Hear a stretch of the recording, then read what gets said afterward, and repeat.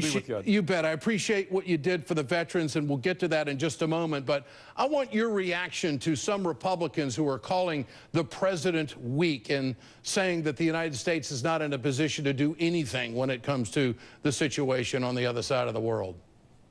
Well, Ed, as you indicated, these are exactly the same guys who told us that it was absolutely necessary for us to go into Iraq, to stay in Afghanistan year after year, to run up a bill of somewhere around $5 trillion for those wars, a bill that was never paid for, just put on the credit card. So I have a real hard time, as chairman, by the way, of the Veterans Committee, from hearing guys who are ready to rush off to war in Syria, really concerned about the Ukraine, but when it comes to the folks back home, the men and women who put their lives on the line to defend our country, who often came back wounded in body or wounded in spirit, somehow these very same guys who are prepared to spend any sum of money going to war, well, they just don't have the funds available to take care of folks who are dealing with PTSD, who are dealing with traumatic brain injury, who can't get the education that they were promised, who are unable to get help in terms of having a family, and all other types of veterans' needs that we're not providing right now. So I got a real problem with that. If we were to do anything militarily in the Ukraine, we know where this would lead to, don't we? I mean, it would be more conversations about offsets. It would be more conversations about going after the social safety net of America, because we know damn well the Republicans aren't going to fork out any extra cash for this. Well, this is what we learned under the Bush administration. We spend trillions of dollars in Iraq and Afghanistan.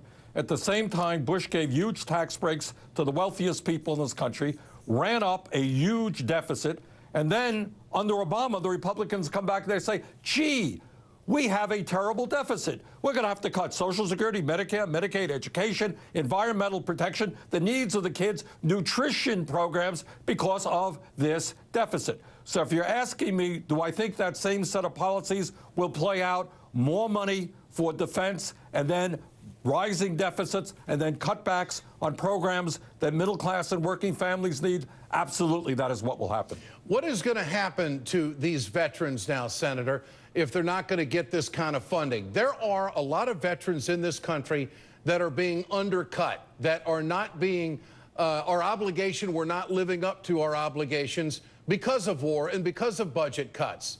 And so what does that say to the next generation that's thinking about a career in the military? That's a very important point. I mean, it says that if we cannot keep faith with those people who are really hurting as a result of their service to this country, I think you're going to have a lot of young people out there saying, do I really want to make a career in the military? I will tell you this, Ed, and I didn't really know this until I became chairman of the Senate Veterans Committee. The cost of war is enormous. Yeah. I mean, you're talking about people whose lives have been shattered, their families' lives have been shattered, their kids' lives have been shattered, and if there's any priority that the government of the United States should have, is you take care of those people first. Senator, your thoughts on how the president is handling this? And is it a crisis? I mean, the Russians, you can see why they're making this move. At least I can, because they want to keep that base that has been there. It's their only military base to the open water on the world. They're concerned about security as well. A lot of the people in that country want them to be there. You have a country of divided loyalties here. It's a security call on Putin, or is it an invasion? I think what you have, Ed, as is often the case with foreign policy, a very, very complicated issue. And usually what the Republicans do in complicated issues says, the only thing these people understand is force. We've got to gear up. We have got to be tough. Yep.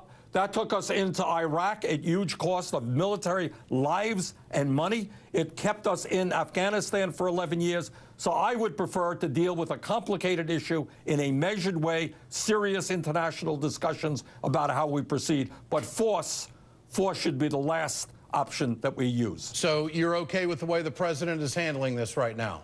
I am. Senator Bernie Sanders, good to have you with us tonight, sir. Thanks so much. Remember to answer tonight.